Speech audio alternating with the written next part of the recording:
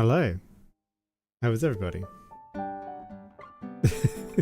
My name's Meme Driven Development and I'm a cat on the internet. I'm gonna play some Last Epoch with my friends.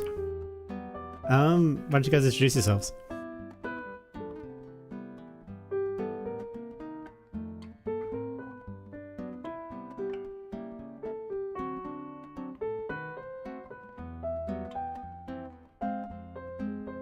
Yep, Last Epoch.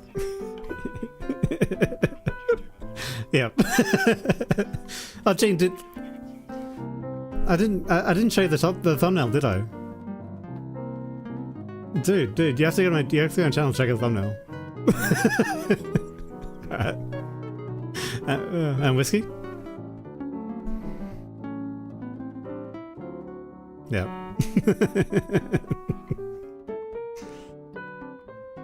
Yeah.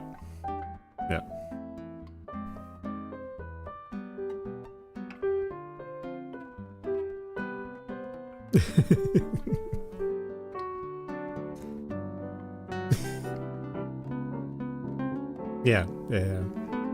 Hey, Grim. Hello, Grim. How are you? How's the jiu-jitsu tournament? Was it jiu-jitsu or judo? I forget. I think it was jiu-jitsu from memory.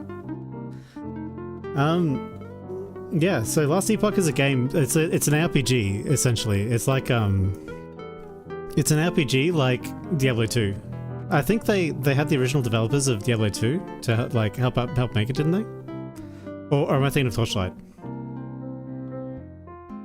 No. Yeah, for sure.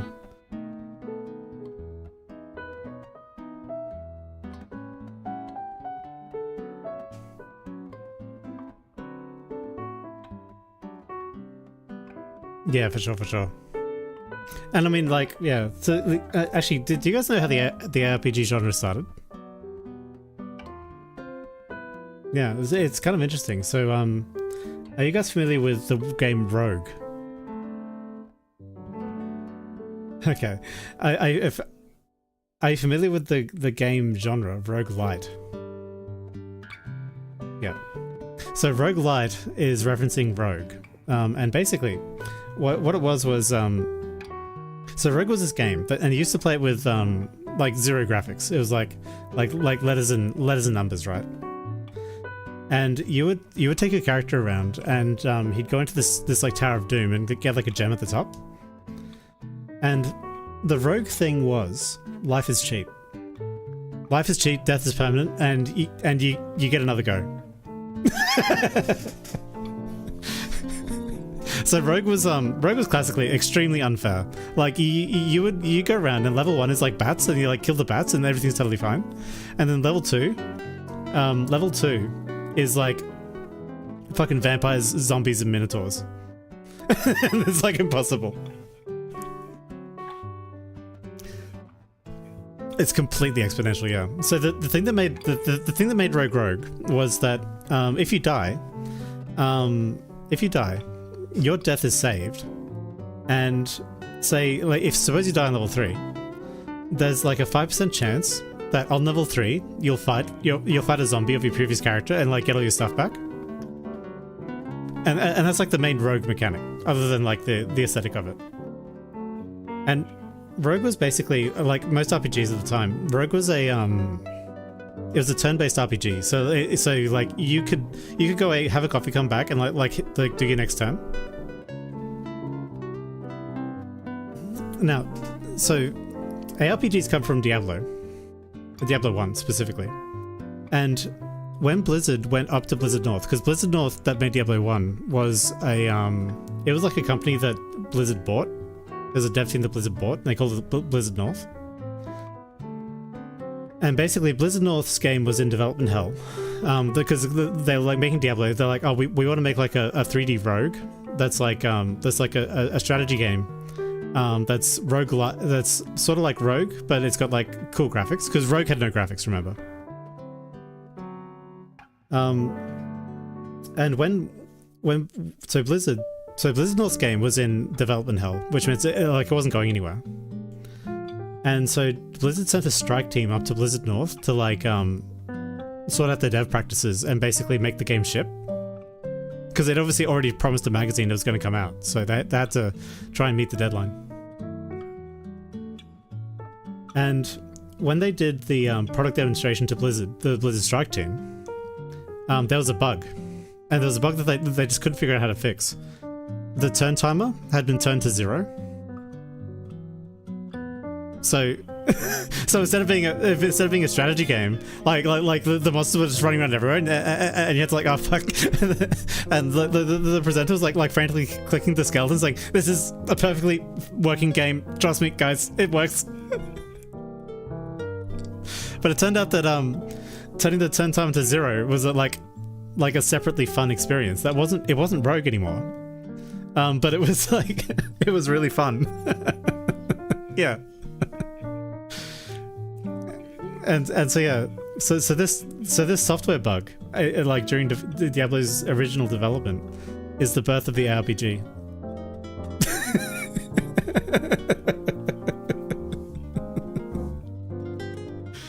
Yeah.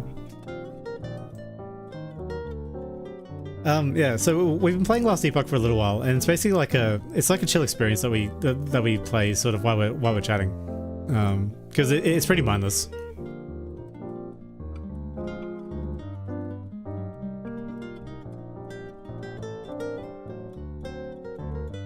Oh, just a sec. They can't hear you. I've once again messed up my audio, so apologies for that.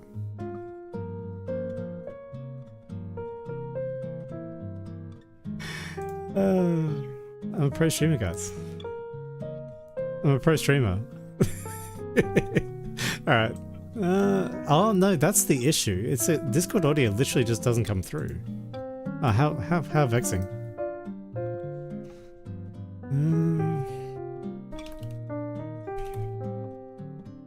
No, it's not because I was fucking around with the guitar.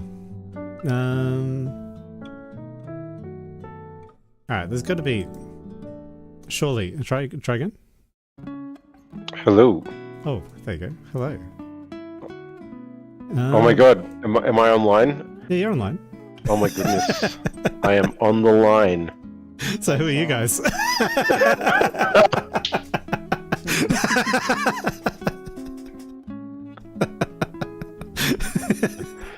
Oh my god. So, I'm the JoJo reference. Yep. Yeah, so this is Genebot, my good and excellent friend. Yeah. You can call me Gene. I'm the JoJo reference because I really enjoy JoJo's Bizarre Adventure and specifically the guy on the screen. Yeah, he's fucking great. Stardust Crusaders, I think, is peak JoJo, but yeah. I don't know. That's not exactly a very hot take. Whiskey? Yep, Whiskey, otherwise known as Sherry. I actually had the gamer tag Whiskey due to Sherry being brewed in whiskey barrels. Oh, really? I didn't know that. Yeah, I found that later out in life, but yeah, our teacher, Mr. Jockey Jones, he called me Whiskey, and then I found out eventually why. Yep. Yeah. Yep. There you go. So, they all heard me talking about Last Epoch, so at least well, they know that much. They know that we're playing Last Epoch. You know, the independent developer that set out to make a good ARPG. Yes. Mm-hmm. There you go. So since then, like, Diablo's basically dominated the ARPG market. Now I'm just gonna switch over to I'm gonna switch over to the main screen. I'm gonna make sure that they can hear you on main. Alright, so no, they can't yet. That's alright though, because I'm good at this. You're definitely very good at this, dude. I'm a preeminent expert.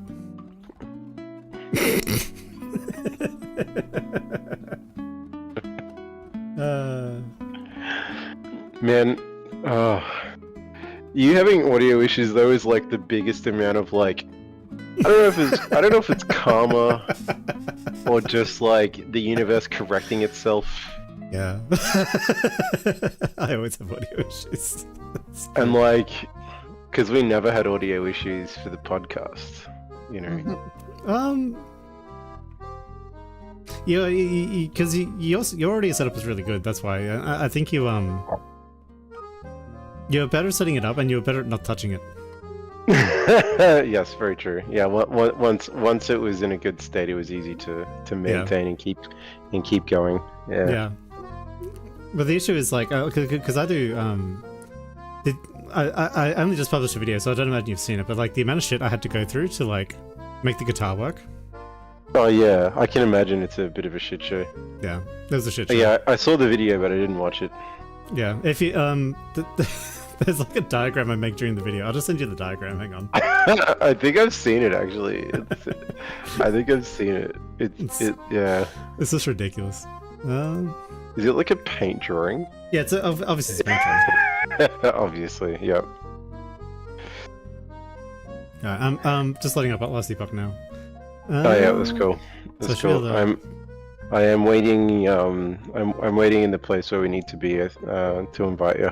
Oh, nice. Because I think we're into the Immortal Empire now. Okey-dokey. So we have to. The Immortal Empire. Okay. Yeah. Yeah. So I think that's what we're up to. I'm just turning the old music arena off, and then I will be able to increase. Oops. Be able to capture the audio. Character meme. Oh, thank you. Yeah. I think that's really cool. Last Epoch audio is now on, and it's balanced. Oh yeah, balanced just like all things should be. Fantastic. So yeah, this is 𝐒𝐤𝐿𝐼, my mighty wizard in the Last Epoch. Oh, dude. Oh, did you already choose your class though? Sorcerer. Yeah, right, okay. Yeah, because, you would have actually. Yeah, it's like Rune Sage or something, right? Yeah, it's like Rune Master. That's the one that I'm playing, I'm playing solo. It's actually nice. really fun. It's really fun. Like, there's a, it's sort of like a class where, you have an ability that gets augmented based on the previous abilities that you've done. Yeah. Oh, cool. Yeah, so like, because there's 3 skills. There's like the Arcane Fire and Frost, and and if you, depending on the sequence and ordering, you get a different spell like at the end, and it's all like empowered and stuff. So you could do obviously 3 Frost, or 3 Fire, or any sort of combination, and it changes also depending on which is the last one cast as well. So yeah. Yeah. Okay. Yeah, it's really intricate, but at the same time, you could also just always set it up for the one that you want. Can we introduce the lore a little bit? So this is Last Epoch.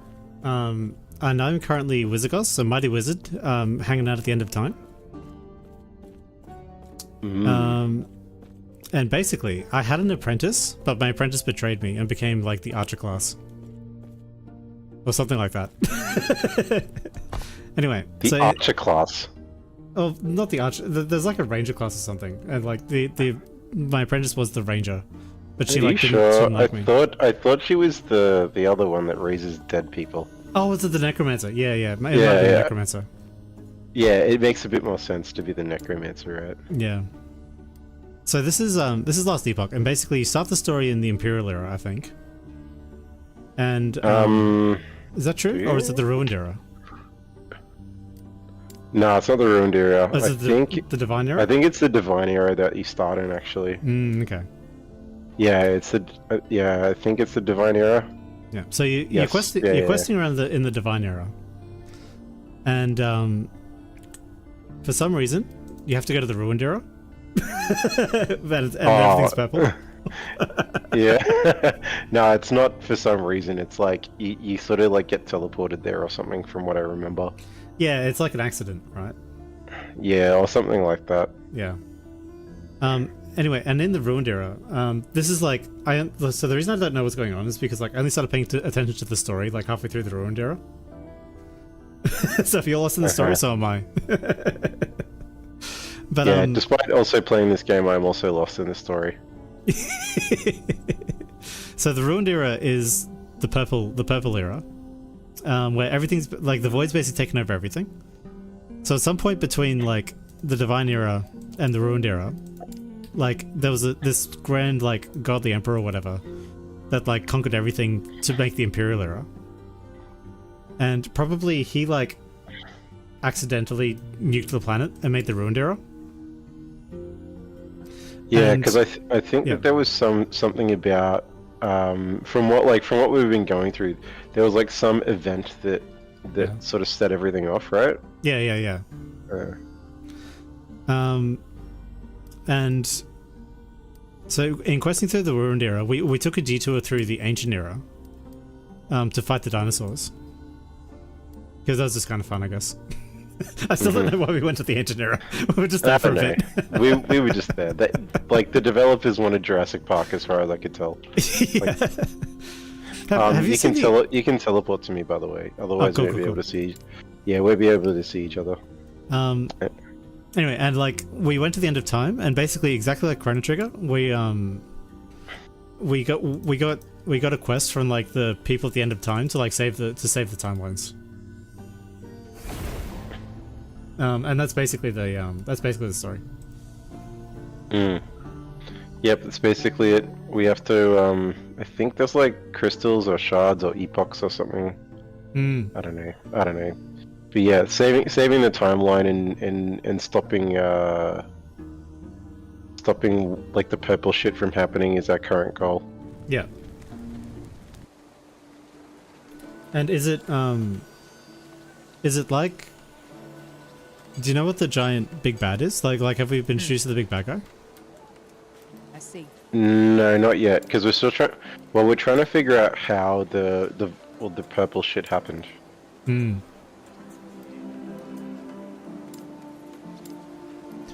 Well. Yes? You call that hammer?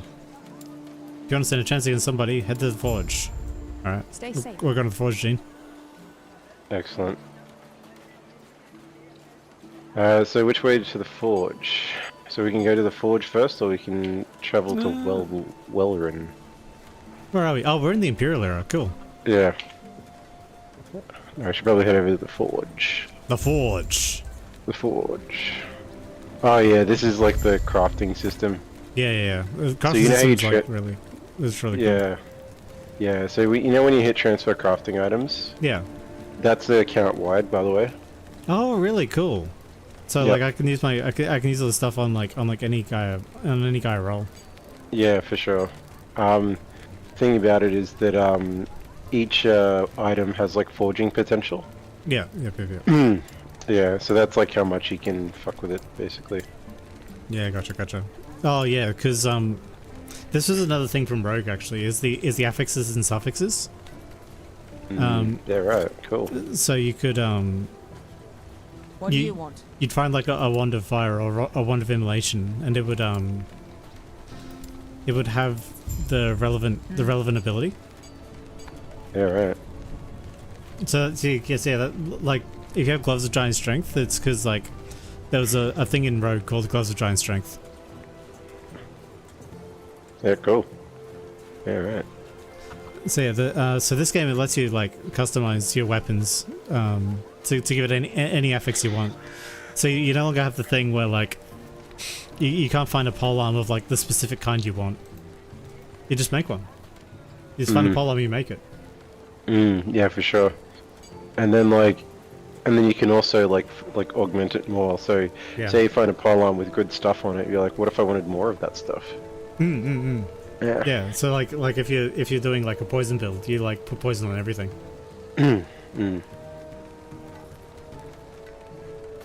So yeah, it is pretty sort of deterministic in that way. Yeah. I like that. I like that.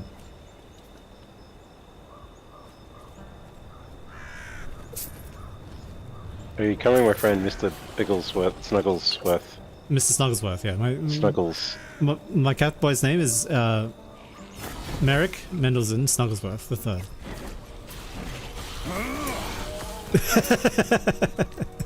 Uh-oh. Oh, what's up? I'm infinitely spinning. Uh-oh. Yeah, I've got I can't pick up this health potion. It's unpickupable. Yep. What am I doing on his screen? You're just chilling. Okay. Oh, hey, Oh, hey. no, there we go. Oh my goodness. Nice. Man, that's got to be some server lag right there. No, they're probably sorting out audio issues.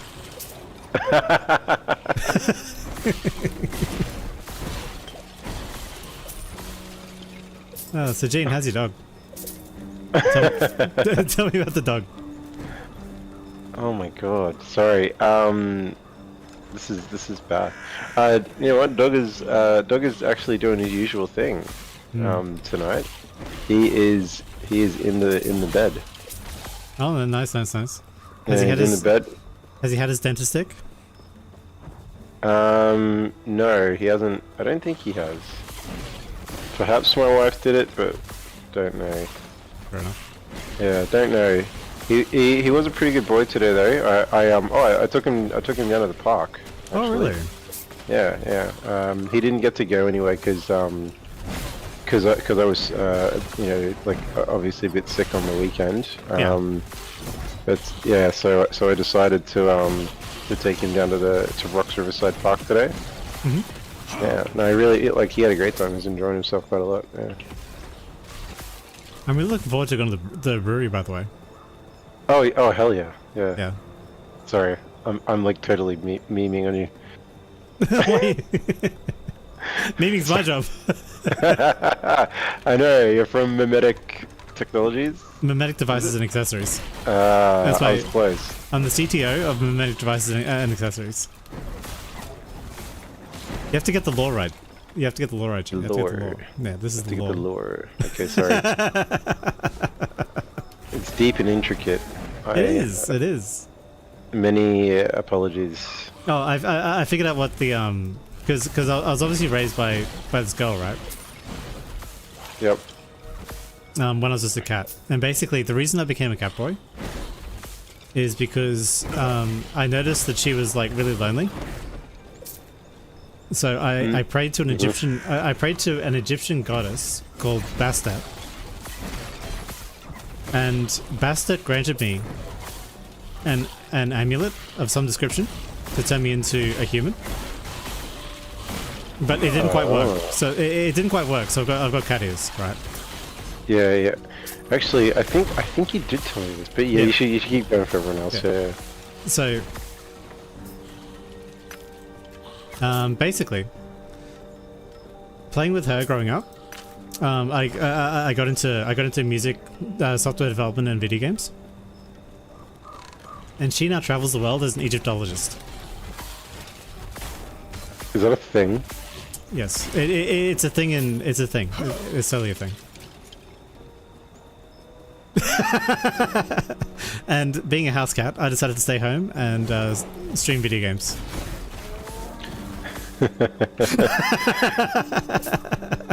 The responsible thing. The responsible thing. Exactly. I mean, I have to keep myself occupied somehow. She's going to be an Egyptologist, right? Yeah, for sure, man. Busy doing Egypt things. Yeah. Sounds like something that I want to do, actually. Yeah. How do you become an Egyptologist? That sounds like my next career. You study Egyptology. Where? And then like. Probably at South Feline University, where I went.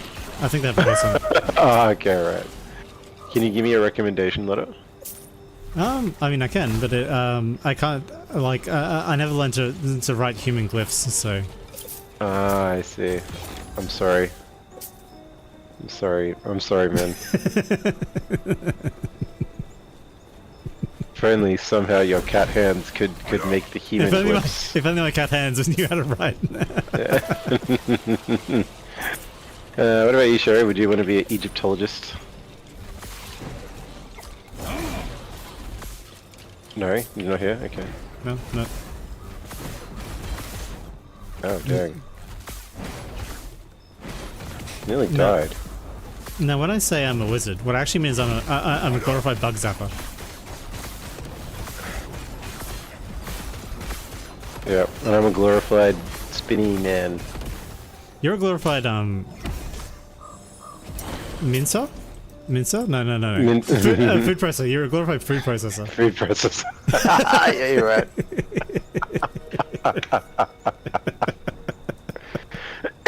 Yes. I process your face. We're going to Imperial Welrun.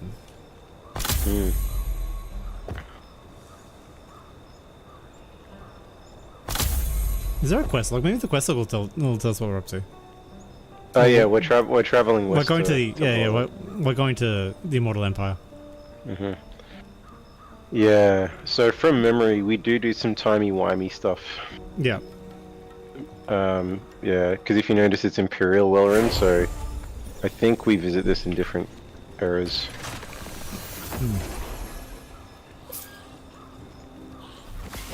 No, everything's already dead. It's so much for the Immortal Empire, right? Yep. Yeah, I think I just load slightly faster than you. Yeah, I think so. And then I spin on everybody. You gotta wait for the bug zapper to come in. I do. I mean, skeleton zapper. I need to zap them skeletons. Zap them skeletons. Alright, so we got a choice here. My friend Mr. Snugglesworth. Yep. We can go north to enter the college, or we can go south to search for signs of the outcast mage. Ooh, I wanna go find the mage. Alright, let's go find the mage.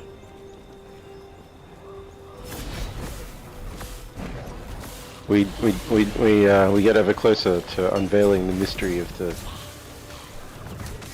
Whoa. That's like Vel'Koz. Do massive Vel'Koz beams or something.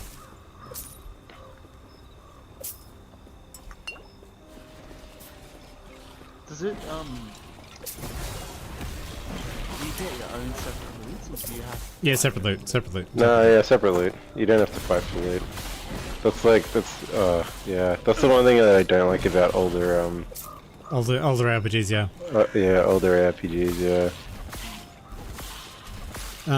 And another cool thing, Sherry, is, what's the other cool thing? I was about to say, like, a really cool thing. Like potions are here. I don't know. Oh, yeah, sorry, another cool thing is loot filtering. So see these little blue things? Yeah. So that's actually loot that I've, like, filtered out so I can't see it. Because it's like shitty. So like, it's not even worth picking up. Filters.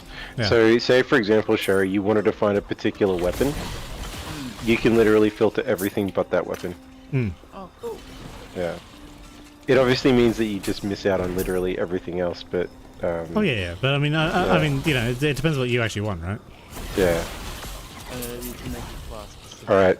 We have to tread carefully, my friend. Ooh, You see that over there? Yeah, It's hiding an outcast mage. Now, if we open the seal, and the mage will come out, and we can defeat him for special loot. Okay. Do you want to do the honors, sir? All right. Magus, your time is now. Shit.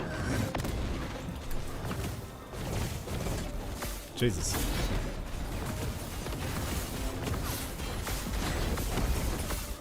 Oh man, this thing's like the Shadow Elf in like Tower of Doom. He like zoops around.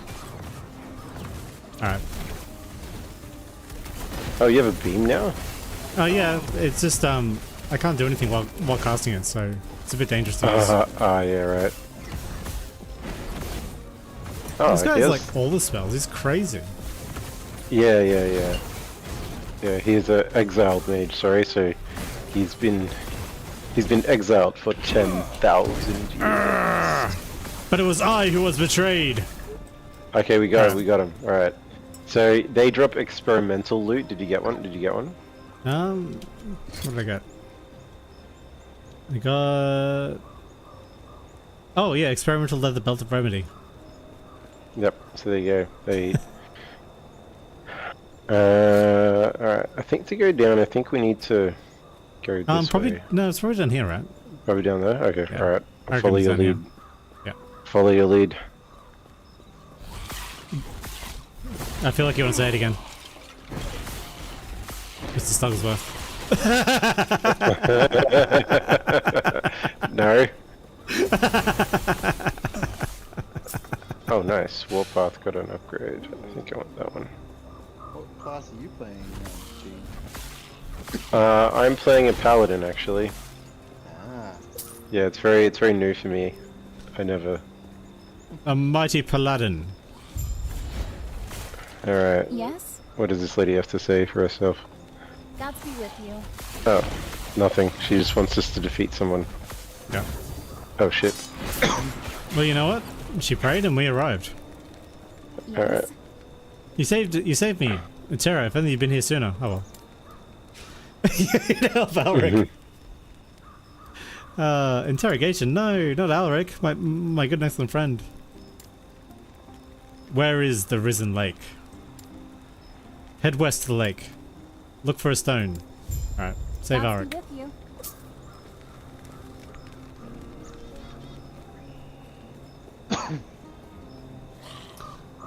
Oh, so Sherry, Oh, sorry.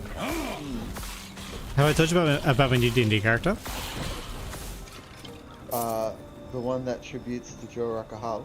Yeah, I did, yeah. Yeah. No, I haven't told Jean. Hey, Jean.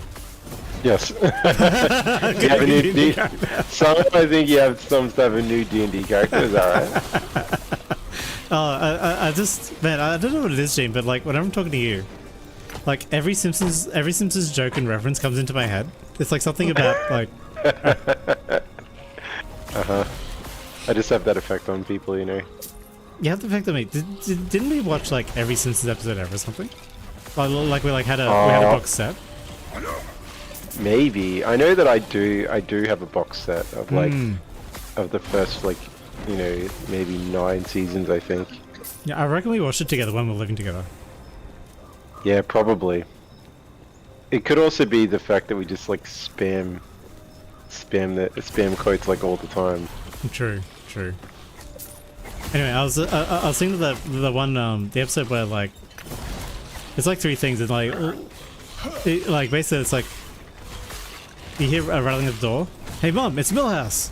It sounds like he's got big news. Holy shit! And then he runs outside.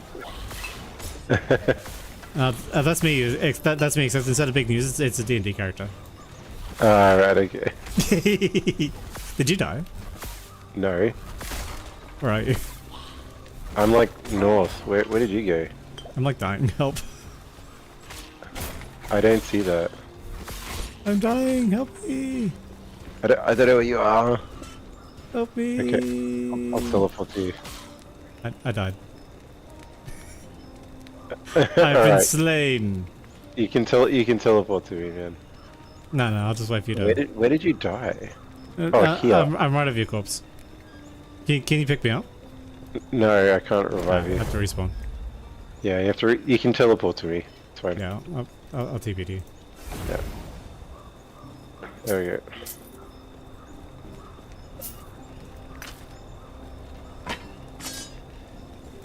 Yeah, I think you were slightly south of where I was.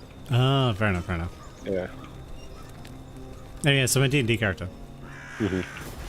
Basically, I want to do the surly dwarf archetype. Oh, cool. Yeah. Yeah. So I'm thinking like he's some sort of blacksmith, right? Because like when you think of dwarves, classically, you think of like super macho, grouchy, old, and metalwork. Like they have like mystical metalwork that's better than anybody else's. Metalwork or stonework. Yeah. That is very true. Yeah, and an obsession with like gold and mining. Yeah, gold and jewels and mining. So like breaking rocks and moving them. Yeah. And moving them around and whatnot. Yeah, for sure. I haven't decided on the class yet, but because like I kind of want to try ranger. Ooh. What made you turn over to the silent side? You know, the other thing is like, yeah, like I've never actually played like a brooding silent ranger before. Like that might be fun as well. It could be fun. It could be fun. Do you normally play a very charismatic character? Well, yeah, so that's the thing. That's why I wanted to play the Stellar Dwarf, right? Because my last two characters were like a super like hero of the realm, knight errant paladin, right? A quest has been thrust upon me. And like my current character is like, she's like a shy girl, but she's like super charismatic and like likable and nice, basically. Yeah, right. So Charisma comes from, please, sir. yeah, she just asks. Do that. She asks really nicely, but like people just do shit for her, so it works.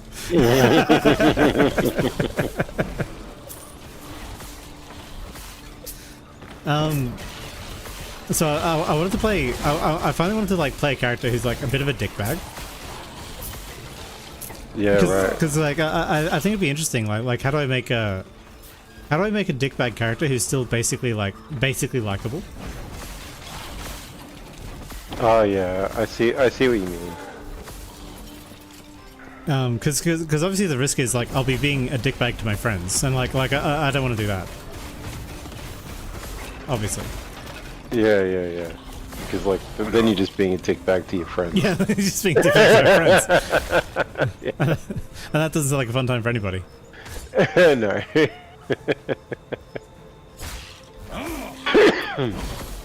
And part of the idea of the challenge came from it came from this like series of like videos I'm watching from this guy called Crit Crab,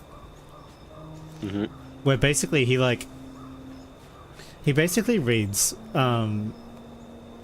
there's a Reddit of like D&D horror stories, and all the horror stories basically like go the same way.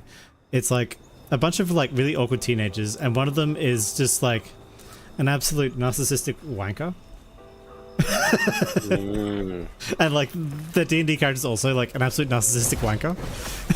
Right. And like generally the horror stories end with like they get kicked out of the group. Yeah, sure. But Like, they only get kicked out of the group after like they've ruined the game for everybody and made sure nobody's having fun. And yeah, right.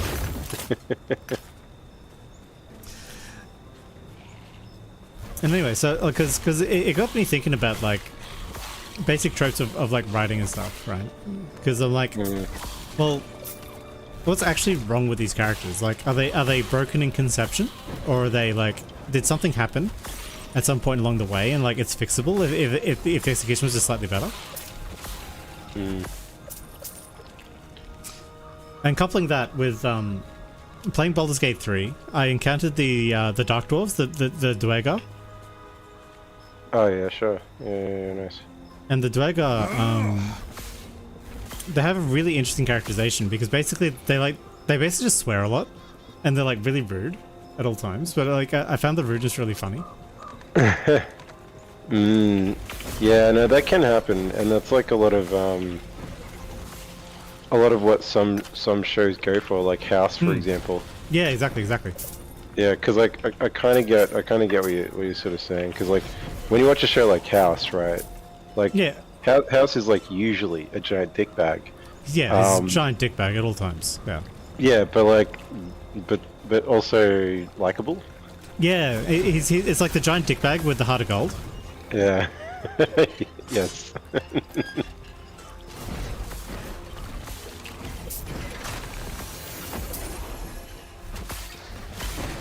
Yeah, so that's what I was going for, and like I've got a couple of like, I'm like trying to think of like vocal tics or like sayings that he would just like normally say, and one of them is calm your tits.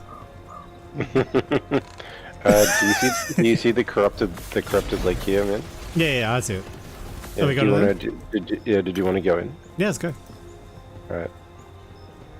Can we go in? Oh, I mean I clicked it, so I'm just waiting for it to load. Oh, mine's not loading. Oh really? I don't have a loading screen currently, but like I just assume it's going to TP me in. Does it say that it's going to do it? Oh yeah, okay. Yeah, we're back to purple shit. Nice. You're most hated. What are you talking about, man? What are you talking about? How did I somehow load before you again? I don't know. I'm on the potato PC. Don't you have a really good PC? Yeah, I've got a great PC. Awesome. Actually, I think it's more to do with the internet connection, right? Yeah, probably. Oh man, your lightning is like really good though. No, yeah. When it's a lot of like really weak enemies, like the lightning just like because it like bounces between them, it just zaps everybody. Yeah, it is zapping like literally everyone.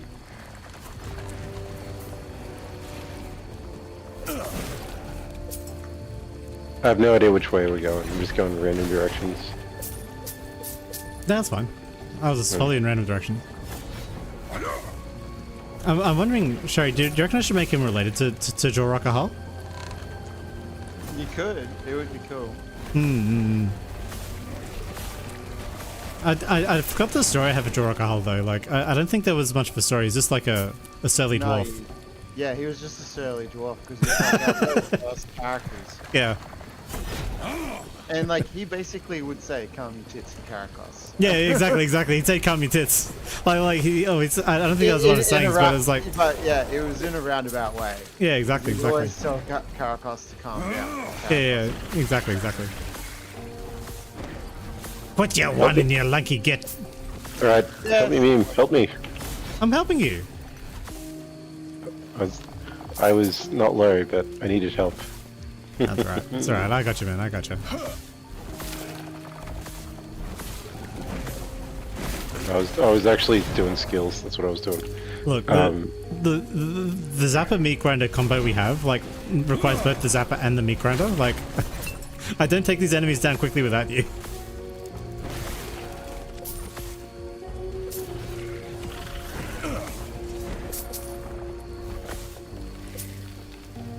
Alright, we've reached the end of the line here, I think. Oh no, but there's a wraparound.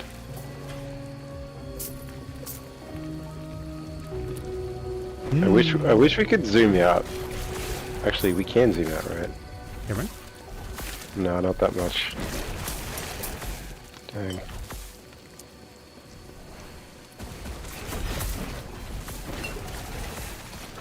Oh, that was a lot of magical effects. I like lost all my HP.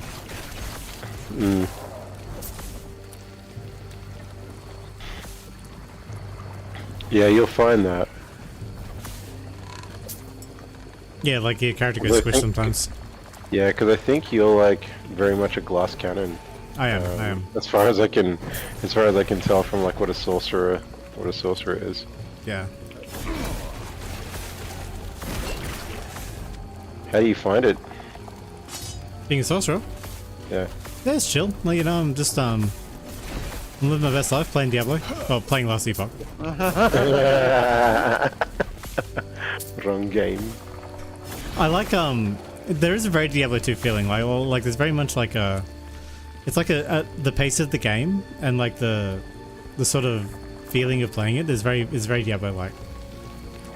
One of the main differences is I'm using QWR instead of the mouse, obviously. Yes. Eugene didn't like the mouse. Oh man, it was so the mouse was Oh, you killed me. Did you stand in the purple shit? Yeah, that's the. Yeah, that shit. Yeah. Then I fell down.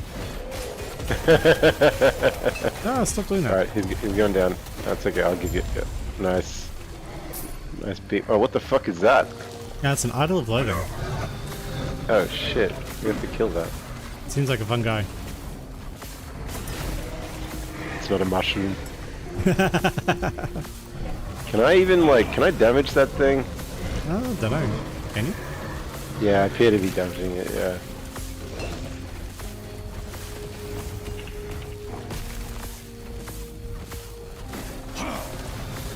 Yeah.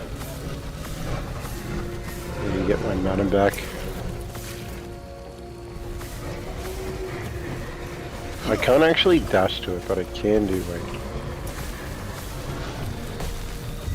There we go, got him. Nice, Oh, we got had him. to kill him. Nice. And we get an extra talent point for that, man. Yeah, nice. Alright.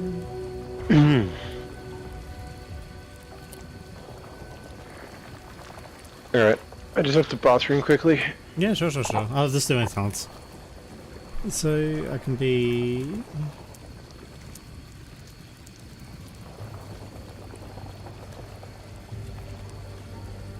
A rune master. No. Ooh, increased lightning damage. Yeah. Oh, I definitely want that.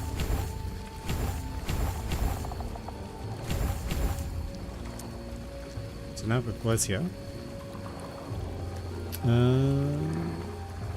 Resistances or health?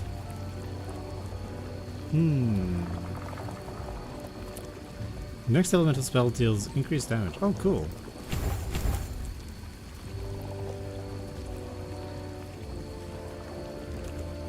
When you hit an enemy with a lightning skill, you cast Arcane Lightning. Oh, nice.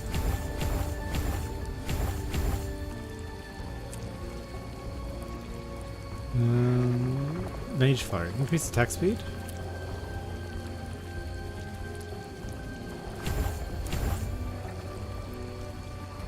Increased critical strike chance.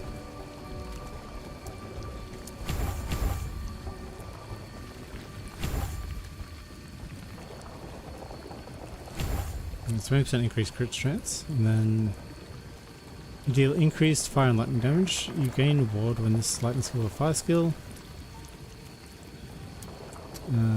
Yeah, I'll do Sun and Storm.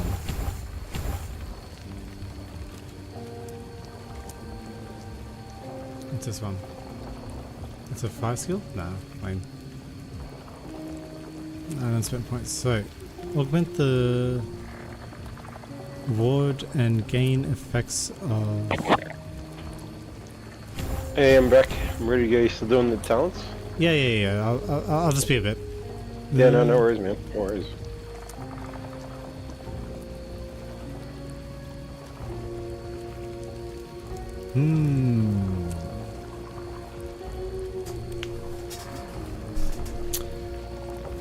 When you drop below 70% health, you gain a burst ward based on your max health.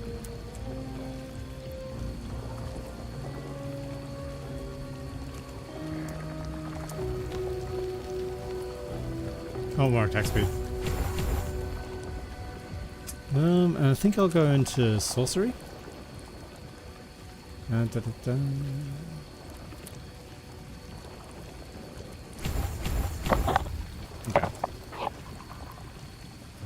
Cool. Alright, I'm done. Oh, actually, I got my other talent tree. Sorry. No, it's alright. No worries. Because you should have 3 abilities that you're augmenting, right? Yep. Yeah, cool. I got lightning, glacier, disintegrate, and fireball. Yeah, cool. Ooh, lightning blast has increased attack speed. That's cool. Chance to blind. Oh, spark nova. Shadow shock.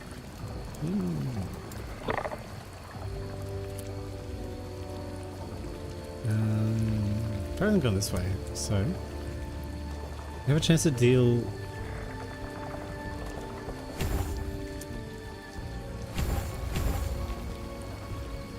If you want to deal fire damage, that would work really well with the build that I'm going for, by the way. Oh, cool.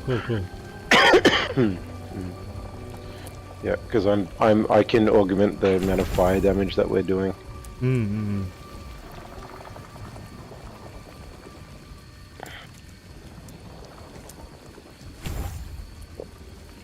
Ooh, meteors deal damage in larger area.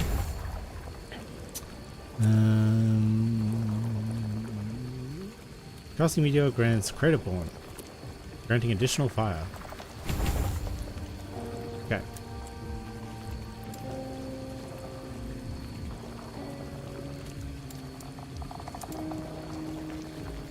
Alright, done. Yeah, nice. I am not. I don't know where to go, so we'll just keep going until somewhere presents itself, I suppose. Sounds good. You may have to go back to the start, but I'm unsure about that.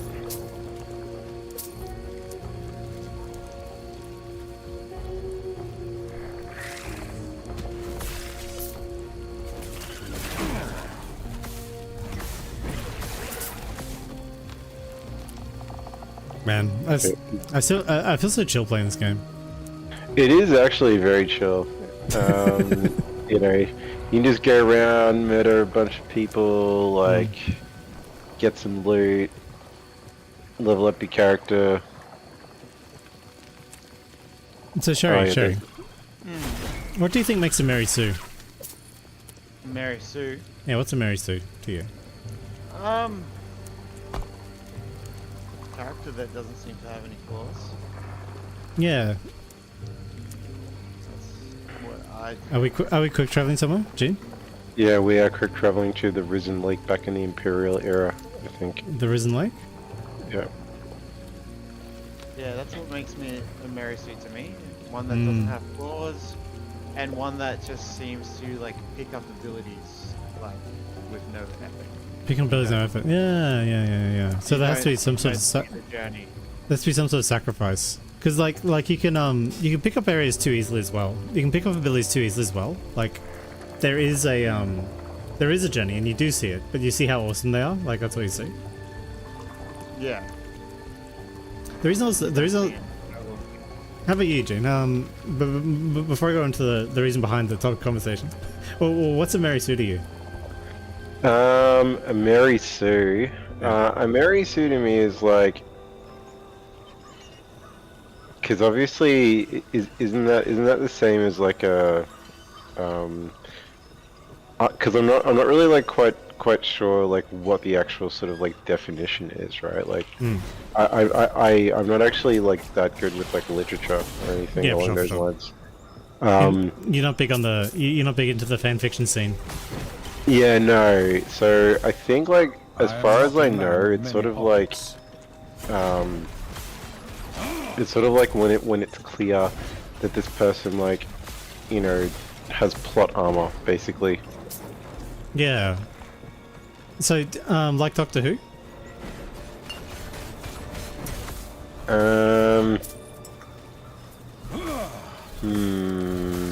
I think the best example of Mary Sue is Rey from Star Wars. Rey from Star Wars? So why's that? She just, again, there's no, like, the journey to become a Jedi is just innately easy for her. Abilities that, abilities that you would see other Jedi struggle with, she doesn't struggle with. That's it. Like, yeah, but there's also the case of Legend of Korra, right? It's because Korra starts out like, because Aang's whole story was like it took him 3 seasons to learn all the fucking elements, and he had to go on a kung fu journey for every single element that he learned. But then Korra, episode 1, can like already bend every element, and she's totally fine. oh, she can bend 3 elements. Oh, sorry, yeah, 3 out of 4. 3 out of 4. Yeah, she's pretty dog shit at the other one though, right? Yeah. She is. Basically, it kind of explains it because she's part of a military camp that's with the other 3. Yeah. So that's kind of explainable there. Well, see, I have Terra this smile upon debate a lot with Legend of Korra. Welcome, traveler. what's your wife's opinion? She doesn't think. She says if Korra's a Mary Sue, then Aang's a guarantee. Yeah, no, that's fair. Yeah, so I think Korra's on the cusp of being so Korra's an example. Korra and Doctor Who, they're examples of characters that are like almost Mary Sues, but what they are is they're just overpowered characters. Like they're characters that are powerful inside of their own universes, inside of their story universes. They're just very powerful. Traveler. But being very powerful by itself doesn't make you a Mary Sue. May Terra smile. No. So, because with Korra specifically, Korra can't solve any of the problems that she's up against with bending. Like she can't fireball her way through the cult that's like trying to take over the city. Because people would be really annoyed at her. Because she's not meant to fireball her way through a cult to solve the problem. So she has to use like other aspects of like being a person in order to solve the issue. And I could see the reason they gave Korra so much power at the start is because like when they're making Legend of Korra, well, we've already had like a huge kung fu journey to learn the elements. We have that with Aang. And so if you make Korra do the same thing, is this sort of rehashing old territory? Like you're not adding anything new to the story? No. So it's sort of better to do more world building with Korra and just give the Avatar other problems. Like this is a new Avatar who's really powerful, and she's a proper Avatar, but she has problems that like are just not related to the kung fu of bending. They're like the other problems that are like social or you know, something else. Well, mainly politics. There's a lot of politics, but there's also Korra's main plot is about the interaction between the modern world and I am not a man the spirit world, of yeah. many pockets. Because it's basically a discussion of like how much tradition do we take along with progress, how much tradition is valuable. Like how do we determine what tradition is useful? Is the thrust of Korra, in my opinion. Which has nothing to do with kung fu, which is why she doesn't have to go on a kung fu journey. So they just gave Korra all the kung fu powers like from the get-go. But like because the story is not about having cool kung fu powers or a big kung fu battle to save the world, that's why Korra is not a Mary Sue, because her abilities have nothing to do with the struggle she actually faces. Yeah. Yeah. I am not a man of many pockets. Did you watch all of it, Joey? No, I watched the first 2 seasons. Okay. Alright. just I was just curious. Also, it's meme. Oh my god, it is. It's alright. I keep calling you Snugglesworth just because like that'll It's like make it easier. it's like so different, right? Yeah. Yeah. Anyway, the question stands. You didn't watch all of it? No. I watched the first 2 seasons because I tend to like the mid-season break for me is the worst possible time for me to like continue watching a show. Because yeah, right. I'll just get distracted by something else, and I'll like do that instead. Yeah, right. I see what you mean. Season 3 is probably the best one, I have to say. Yeah. Alright, my next watching target is Whole Cake Island, okay? So You still haven't finished Whole Cake Island? no, because I've been. Oh my god, dude. I've. What's been happening is I've started taking afternoon naps after work. Probably because I'm streaming too late. I think so, yeah. Because your stream last night started pretty late. Yeah, exactly, and it started late because of the guitar thing. And I still have to do my music practice, right? So what ends up happening is I have an afternoon nap to recharge, and then like, oh shit, it's 7 o'clock. Shit, I have to do my music practice. Shit, I have to make dinner. Shit, Yeah, right. I have to make the video. Oh my god. Yeah, right. Okay. Yeah. So I run around like a headless chicken, basically. Yeah, sure. The good news is that I think Wano Country is basically is finishing up. Oh, cool. Finishing up very soon, yeah. Yeah. Like- I should have time to watch a bit of One Piece after work tomorrow. If I finish work on time. Yeah, sure. Unrelated, I'm gonna go back somewhere to maybe the Outcast camp to to sell. Yeah, let's go. Yeah. Outcast camp? I think or maybe Imperial. Yeah, Outcast camp actually. I think we can sell there. Because your inventory is probably mega full, right? Oh yeah. It's been full for a while. Yeah. Where's the Outcast camp? Outskirts? Oh, the Outcast camp over there. Gotcha. Yeah.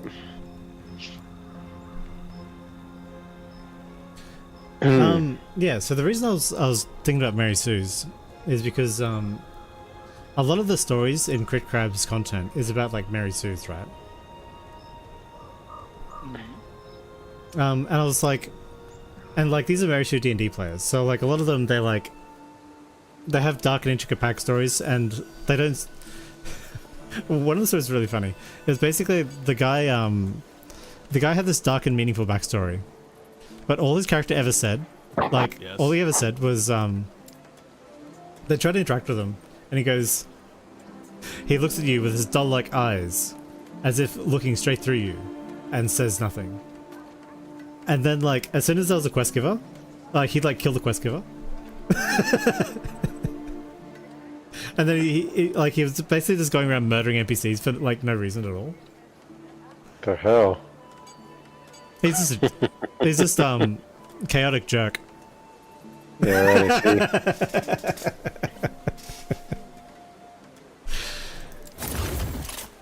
Anyway, and a lot of the players were badly behaved. So they were saying like, no, I win because I'm the main character. Well, that doesn't happen to me because I'm the main character, right? Just like shit like that, basically. Mm. And it made me think about Clara, basically. And I'm like, because I was thinking about it, it's like, is Clara a Mary Sue? Like if you look at her objectively. And like, well, okay, let's have a look at it, right? She has oddly colored hair. She's like, you know, she's well received in the town. Like, she's like likable. Her main character flaw is just that she's like a bit clumsy or a bit shy, but it never actually gets in the way of any of her social interactions. Oh, by the way, I didn't tell you, Sherry, but I actually came up with an in-game effect for Clara's flaw. Yeah. Because Clara, she doesn't really have a typical background. Yeah. Because like she's not really an entertainer background. She's not really a noble background. Yeah, so a mix of the two, yeah. Yeah, she's like some mix of the two. So I figure for Clara's flaw, to like represent that she's like a shy little wallflower, I decided that basically she's really bad at intimidating people. And she's really bad with being intimidated. So like any intimidation roll against her has advantage. And she has disadvantage when rolling to intimidate. Yeah. The disadvantage to intimidate, it doesn't really come up because like the way I'm playing Clara, she never intimidates anybody anyway, so like, well, that's not really a disadvantage if I never intimidate anybody, right? No. So that's why I said also she's like weak to intimidation as well. Yeah. I thought that was a good way to represent it. Like, what do you think? I think it's a good way to represent it. You'll find other reasons to demonstrate it, like especially when it comes to animals that are trying to. I think animals will come more into play. Yeah. With that kind of weakness, because you normally try and intimidate creatures to get away from you. Oh yeah, for sure. But I think Clara would try to use animal handling instead of intimidate. Yeah. But no, I do see what you mean. Yeah. So it's not just with human interaction that you'll have. Yeah, true. The Be well. Yes. I think the other thing as well would be when an actual proper conflict arises when it comes to fighting. Yeah, because currently Clara's really weak to aggressive characters. Because aggressive NPCs normally she normally can't do anything about it. Yeah. Because you can even make it so that if conflict does arise, that she doesn't actually act for a turn. Oh yeah. She's got like a stun. Yeah, she's got a stun. She'll do things to get away, but she won't necessarily do anything to harm anyone because she's not naturally someone that would harm people. So if you're wanting to do mechanically wise. Well, yeah, I sort of did that naturally in the last encounter, right? Because in the last encounter, in the last encounter, this guy like tumbled through the ceiling and like basically we're at a ball, and like a grand royal ball or whatever, and this guy, the ball is being defended by, or it's being scattered out by a bunch of like elves, and all of a sudden like the ball is gate crashed because this guy like crashed through the ceiling. And he was being tackled by one of the elves, essentially, and the guy was like an evil sorcerer, and he summoned a bunch of zombies to kill us, and he summoned a dinosaur. So the way Clara handled that situation was like, her first thought, I guess, was to save the dinosaur. Yeah. And like I just thought this is what she'd do.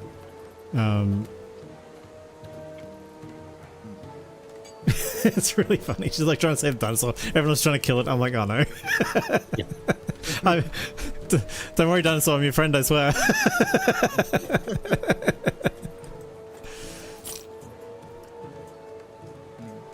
Anyway, so I was thinking more generally after watching Crickrat's videos. It's like, what's the distance? What's the distance between Clara and a Mary Sue? Like, if Clara were a Mary, or like, is Clara Mary Sue? Like, I think the answer is no for various reasons. And what's the distance between Clara and a Mary Sue? Like, what key things would have to be different for Clara to be a Mary Sue, right? What's your opinion, Sherry?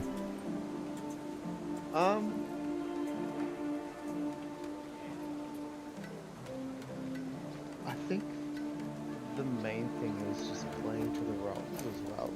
Because like that's the one thing with D&D, it's really hard to actually be a Mary Sue or a Gary Sue because your roles will potentially fail. Oh yeah, 100%. It's a matter of role playing with those failed roles to actually show the failure, show the struggles, rather than going, oh, yes, I sucked at that, but like secretly I'm really good. Like I've come across players like that are like, oh really? Yes, or they try and lie about their roles to me. Oh, wow. So I think that's more predominant on, like internet through D&D through Discord and all that kind of stuff. Because having to roll dice, not through one of the digital dice rollers, but just in front of the screen and just going, yeah, I got this. That would be more predominant there. But like when you're around the table, it's a little bit harder.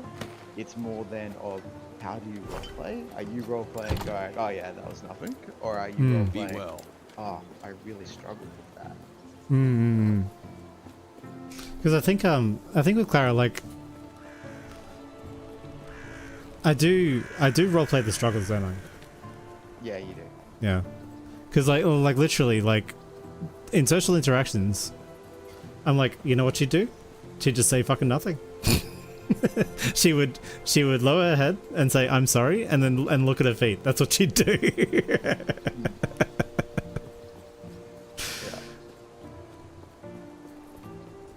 Are you coming, by the way, man? Oh, sorry. Where are you? I was just selling all my stuff. I'm at the Fallen Tower. Alright, I'll go to Fallen Tower. You can teleport to me if you want as well. Oh yeah, true. That's a really cool function that you can teleport to your friends. Yeah, it's really cool. It allows you to play catch up with it a lot easier in case you didn't have a town for it. Yeah, much needed. Much needed. Yep. Right. Let's do it. Let's go.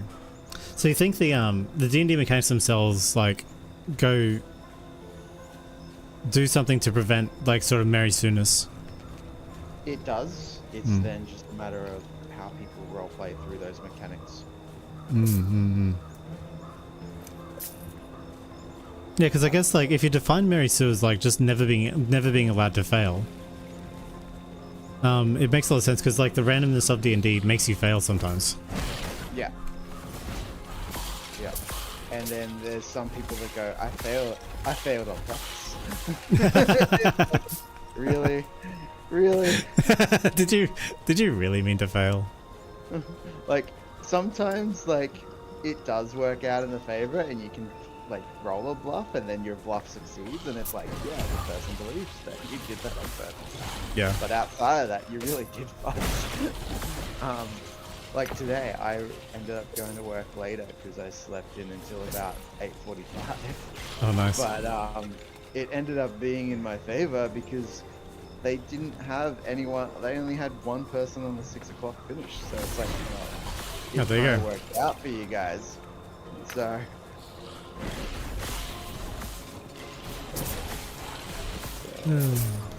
No. Fumbling your way to success. Yeah.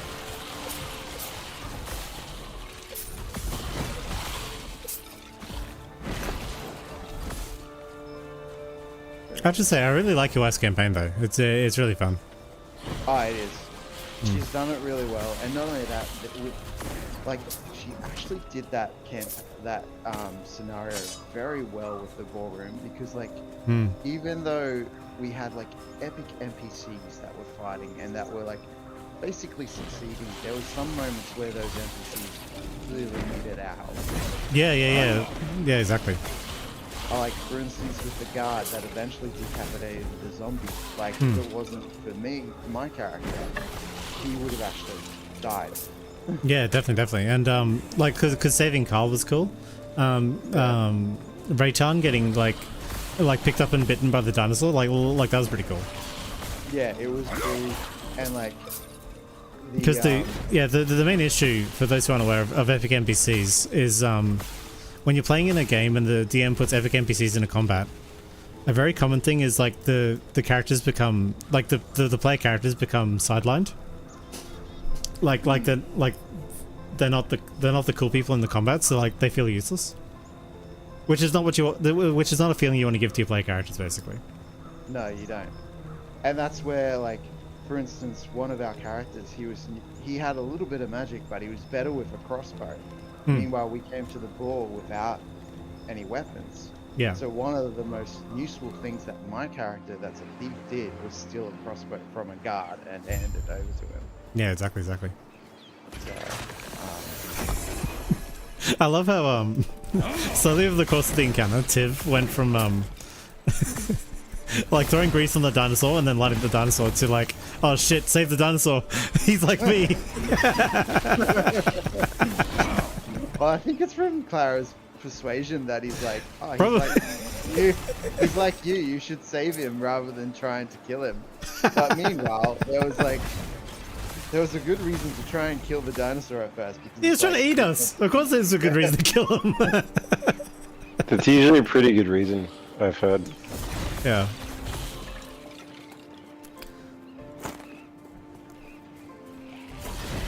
I haven't really figured out like if Clara has like a consistent morality or not. Because with everything I'm like I'm sort of like thinking through it like as I'd think through it, but I'm not really thinking through it as like a 14-year-old girl would think through it. Well, she's actually thinking very neutral. Like, her actions are actually very neutral. Like, you've done it in the past of trying to be someone very neutral. Yeah, Like, yeah, very neutral. This is someone that you've done it by accident in mind. Like, I don't think you meant to actually play neutral, but like, you've been on one person's side to another. So that's like... The one thing about her is she's very true to her friends. And No. But her main character, like, defining features is like she's trying to be, like, so essentially her character motivations is that she grew up extremely lonely before she had any friends, because all she had like teaching her manners and teaching her how to be a proper lady was her governess, right? Because her parents weren't around. Because her parents were busy running the family business. Yeah. And then, like, her only friend was her grandmother, who like taught her violin. So she didn't have any friends her age because she wasn't like allowed to hang out with anybody. And every time she hung out with people, there was always this fake like nobleman's sort of get together sort of thing. Yeah. And so all of her tea parties, like, they had to use proper manners. They had to address each other properly. They had to, like, you know, just boring shit, right? And then one day she was old enough such that she could start going to the market to start busking. And that's when she met Marcus. And basically Marcus was like her first actual friend, which is why like she didn't she didn't mind that he was like stealing from her. Oh, I kind of see. I actually rethought about that first instance. I actually feel like he utilized her to actually steal because everyone's stopping and watching her. Oh yeah, he's like, hey, wait a minute. This is an opportunity. Yeah, there's like people just giving this woman money. How do I get in on this?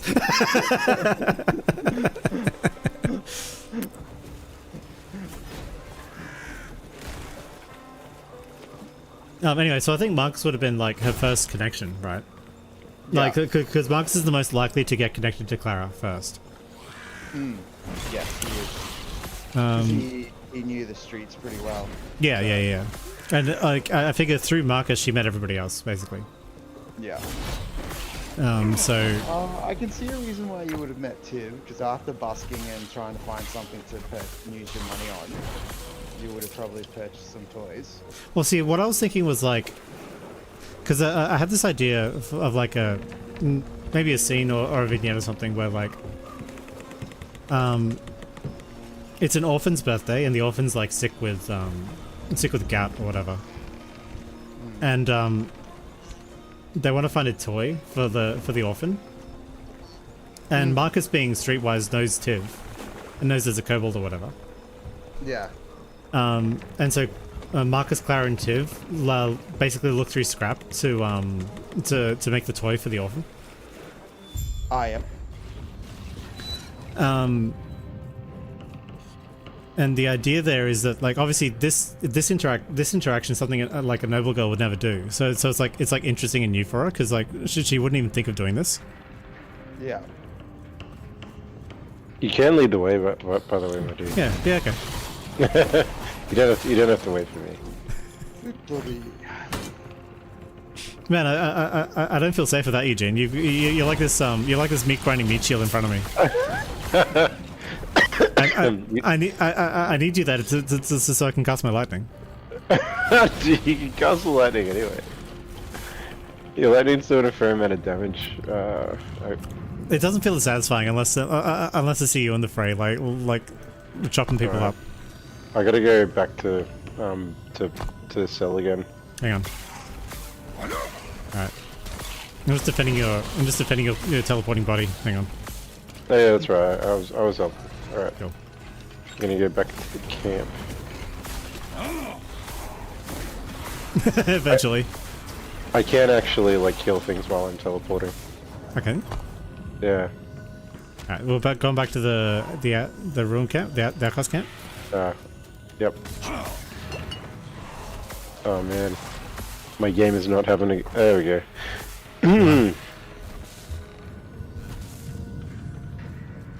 Alright, I'm teleporting now. Yep, cool. How quick was it to level up to 28 meme?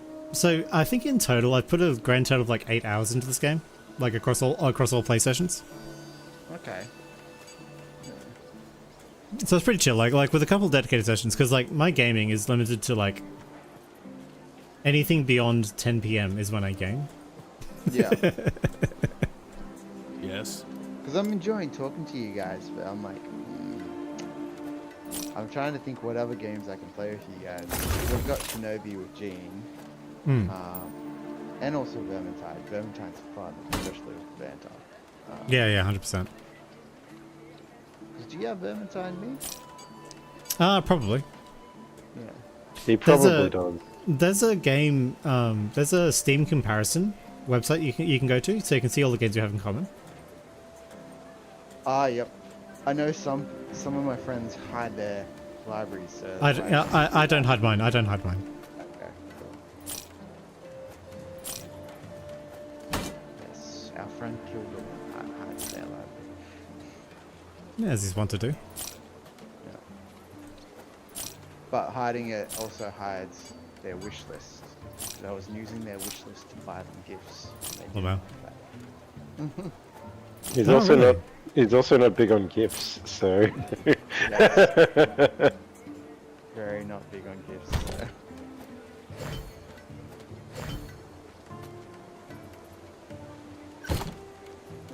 Yes.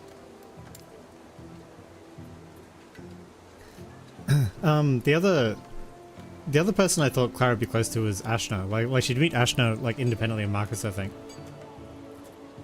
Because the way Clara and Ashna met is Clara's mother uses Ashna's mother for divination. Ah, yep. And Ashna's a pretty like Ashna's a nice girl, right? So like Clara would get along with her really well.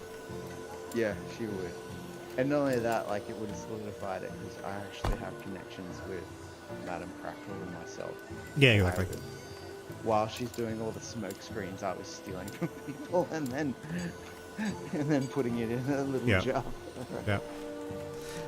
Oh yeah. So anyway, the motivation behind the way Clara acts is that because she grew up lonely, when she started making friends with Marcus, Ashna, and Tiv, Britt, and Maylin, that was she was like, all right, actually, the most important thing in my life is like these 6 people, and like I care about literally very little else other than these 6 people. Yeah. Well, actually, with that, then, what's her motivations for having joined the Wardens? No, making a pact with the Titanium. Oh, you didn't read the story, did you? I did. It felt like Titanium pulled her out rather than... Yes, that's correct. Yeah. Yeah. Yeah, so... Titania just made she was special. No, not quite. I do have a headcanon for that, but I haven't confirmed it with the DM. Okay, yeah. I can tell you, but like this is like fan fiction from me until she approves it, right? Yeah. So my idea is like, so she's really good at violin, right? And like her great-great-grandfather, some time back, was like a legendary violin maker, like essentially, right? So my idea is that like he basically had a bargain with like a Fey Lord or whatever, or maybe Titania, like who knows? Because Titania's pretty old. Yeah. Where he gets the ability to make cool violins, and in return, his descendants, they channel wild magic with their music playing into the Feywild. So Clara, so when Clara plays a violin, like it's actually very magical, right? Like she actually has extremely magical performances, but that magic is channeled like directly into the Feywild, like without her knowing about it. Which is why she can't control it. She can't do any magic herself outside of what Titania allows her to do. Whenever you say that, I know that it means Queen of the Fairies, right? Yeah. But all I keep thinking is like another Simpsons quote. Was that Vampirella? No. It's Titania. Oh, Titania! Oh Yeah. man, that's from Duffman, right? Yeah, absolutely. And it's like this, Yeah. this chick comes out with like a large chest and just waving around. Yep. Yeah, correct. Anyway, I'm sorry to interrupt. No, it's okay. It's okay. Yeah. Anyway. I Like, actually had this... Yep, sorry. Oh yeah, cause I knew that because of Fairy Tale. Yeah. He actually had this cool moment where he did a crit with an Eldritch Blast. Yeah. That was pretty cool. He actually described that it's actually Titania behind her. Like a visage of Titania behind her actually appeared and then actually did the bulk of herself. Yeah. So Jane, just think when Gohan kills Cell. Yeah, I described that. Now you're speaking my language. Yeah, because that's actually how I described it originally. But I'm like, oh wait, these guys aren't like massive Dragon Ball nerds. That's funny. Yeah, so like Titania already knew about Clara, right? And the reason she appeared to Clara was because she's like, okay, well, Clara's about to do like she's about to go into like a time of troubles, like where she's gonna need magic. Because there was nothing in the world that was gonna stop Clara from like helping her friends out as a warden. Yeah. But she's like extremely vulnerable without any magic or physical ability. So like Titane's like, all right, you can be my warlock. How about that? I'll give you access to the warlock spells.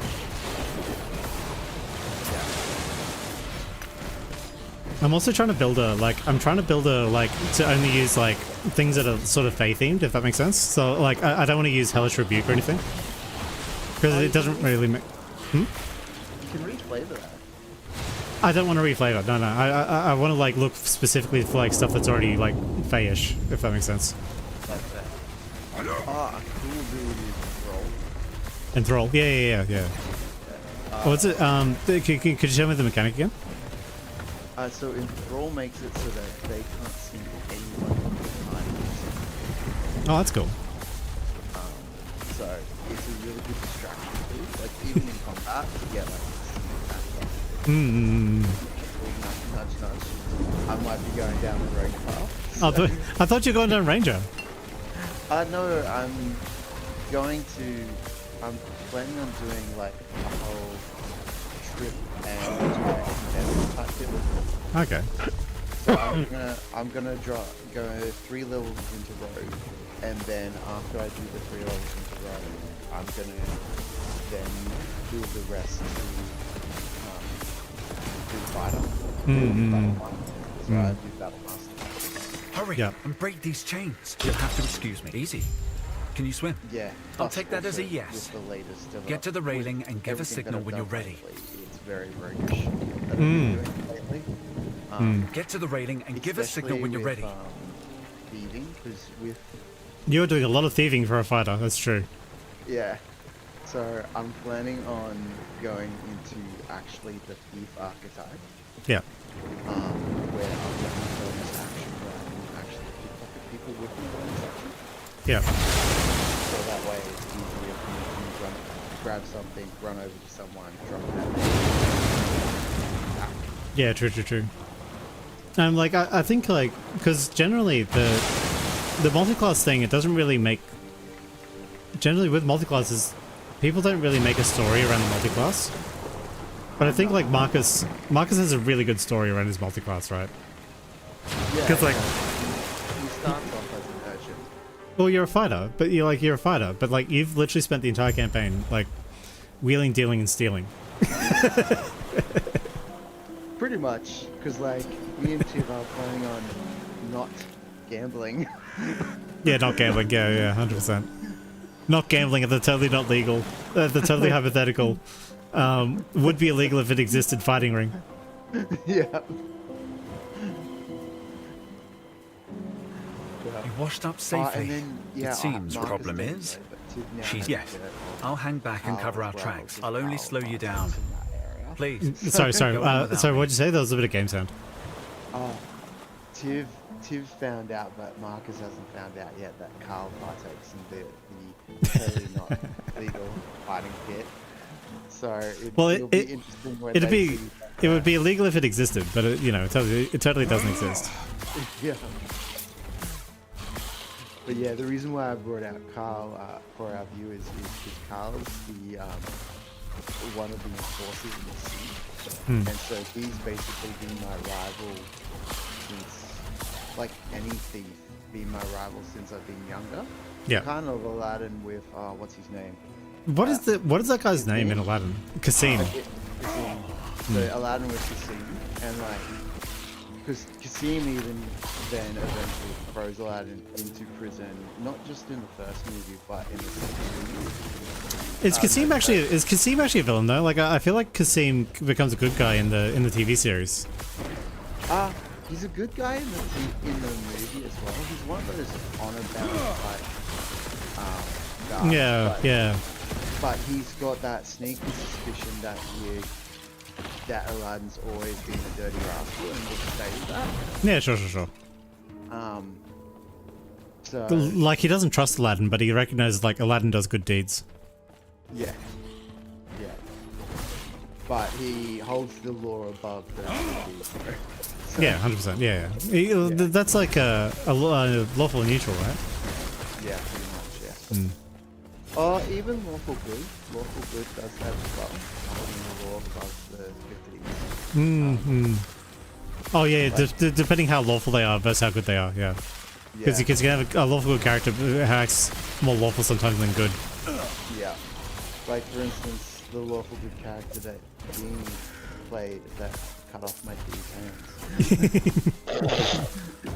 You still remember that? Yeah, Yes, yeah. I still remember that. Gene, we always remember excellent roleplay. Yeah. Actually, I saw a meme and I was like, I instantly remember you, Gene, because it's like a DM going to a player, I will give you the highest reward I can give you, making your character a recurring NPC in my game.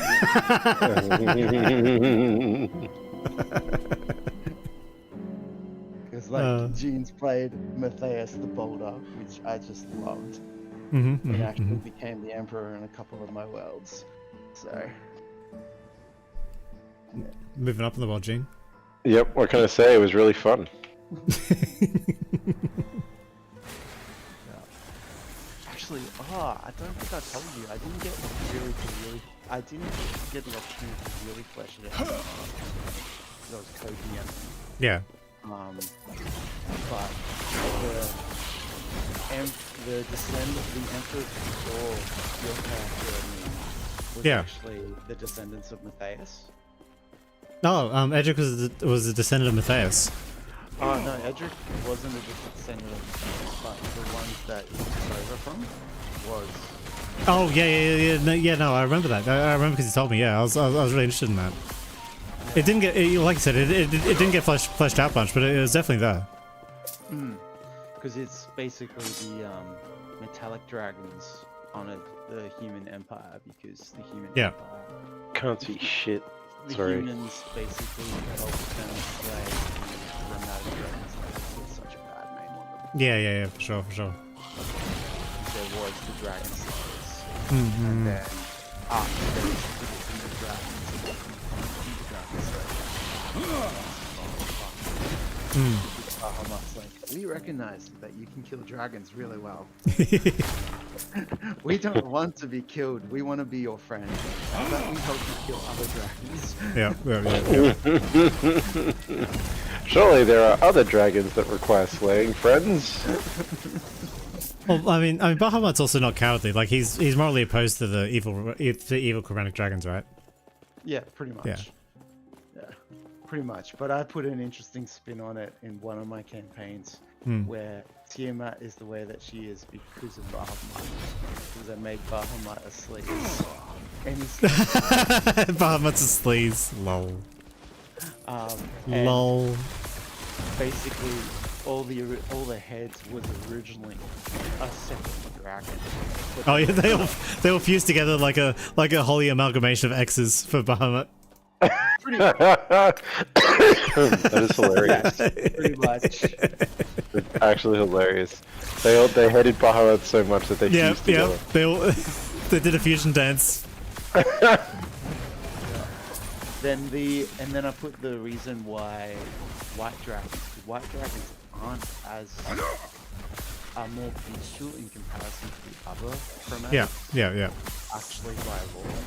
So I made a reason for that was the one sister that secretly still liked him. Which one? So, Sorry? The white. The white dragon, okay. Yeah, the white dragon, because all of them are bestial in nature still. So I made the reason why they're bestial and focus on their instincts rather than actually intellect or whatnot is because the sisters cursed her line to be beast kind of thing. Interesting. No, I do low-key like that. Like that is actually like a decent it's a decent lore explanation of like Tiamat's 5 heads and like why they hate Bahamut so much. Like it's actually really good. Because it's not like it might sound a bit weird to make a god a sleaze, but like basically Zeus in ancient Greece was a sleaze. Yes. And like it wasn't just Zeus, Poseidon and all that. Some weren't as bad as Zeus. Zeus was like, Well, Zeus is the worst. yeah, Zeus was the worst out of them, but Poseidon was actually the most loyal before Hades. Hades was probably Yeah, no. If you want husband material, you want Hades, man. Hades is the best. Hades is like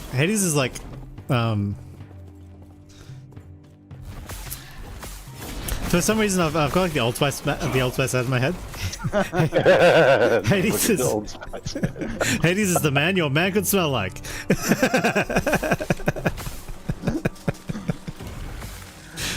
Yeah, no. Hades was the total bro. Like he knew how to treat Persephone. Like she comes back every fucking year. She comes back every year to Hades to like spend a few months with him, and she dooms the world to like a season of winter. It's just like, man, fuck being the overall. I want to go back to Hades. So that's how good Hades is. yeah.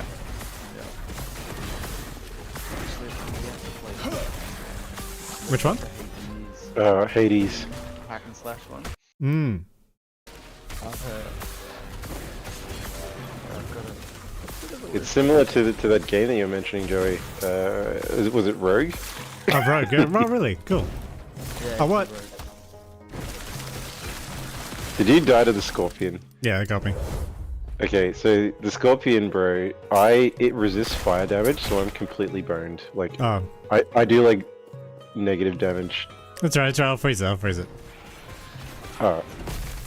It's not that I can't kill it, it just takes like so much longer. Yeah, 100%.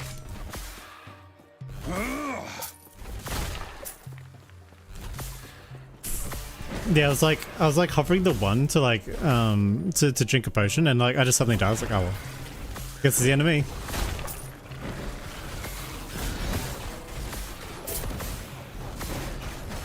There's a lot of June rates here.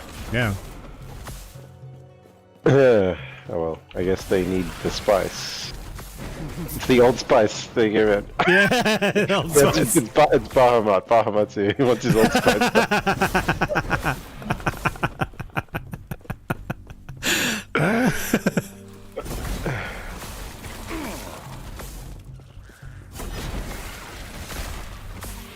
I think once we get to the town that we need to, I think I may have to call it a night there, my dude. That's alright. As soon as we get to the very it's a very cool sounding name actually, 𝐒𝐥, I think. Majelka. Is that how you would say it? 𝐒𝐥. Because it's MAJ dash Elka, right?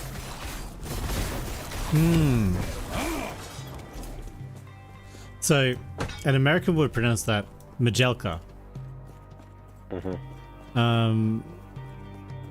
But I'm pretty sure the apostrophe is normally indicating a guttural or a growl. So a guttural, to say that with the guttural, you say 𝐒𝐿ka. Oh yeah, right. Yeah. And to say with a growl, you say 𝐒𝐿ka. 𝐒𝐿ka. Ja. Ja. Yeah, ja. Wait, is that the right way? No, this is the right way. You were going the right way. Yeah.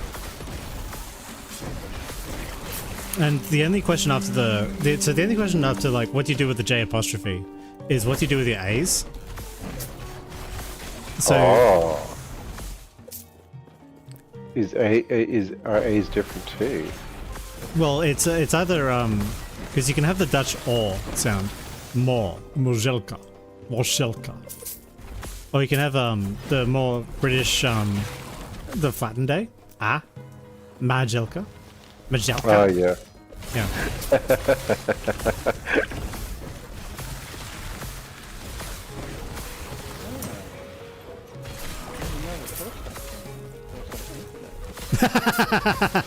Yeah, Gene, we can play Torchlight Infinite. Uh, It is free. People are trashing on it pretty hard. Yeah, I can see that recent reviews are mostly positive, but all reviews are Yeah, I checked it out. I checked it out yesterday, actually, or sometime during these holidays. Oh, cool. I didn't actually play it. Like, I just read the reviews. I still haven't played all through Torchlight. That's like, oh. No. I think like every time we try to play it, we sort of reach a brick wall. Yeah, for some reason we just can't do that. I'm not sure. I can't remember whether it was because the game finished or just simply we just never played it. Yeah, I think it's a mixture of a few things. Yeah. Oh, dude, we're here at Machelka. Machelka. Yeah. I like Machelka the best. All right. All right. That's what it will be known. I feel like the Torchlight graphics that I'm looking at right now is a mix of Warcraft and like anime fused together.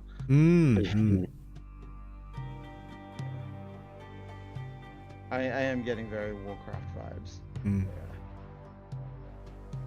All right. We made it. We made it, Beam. We made it. We're in the city. Now, Machelka. it's time for the oracles are guarded. The way to her is sealed by the oracle told me where the city. Hey now, I've seen how you handle yourself. All you need to do is clear a path. Then So who's this guy? Why does he have voice acting? I don't know. Because he seems like this is the ultimate. This is like the ultimate scandalous rogue quest giver guy. Kind of interesting. Yeah, right. He appears to be the Oracle, right? Oh, the Oracle. Okay, maybe he's one of the wise men at the end of time. Yeah, possibly. Did you go into the city or? Oh no, I just exited out because we'll do the rest next time, right? Yeah, for sure. Yep. Cool.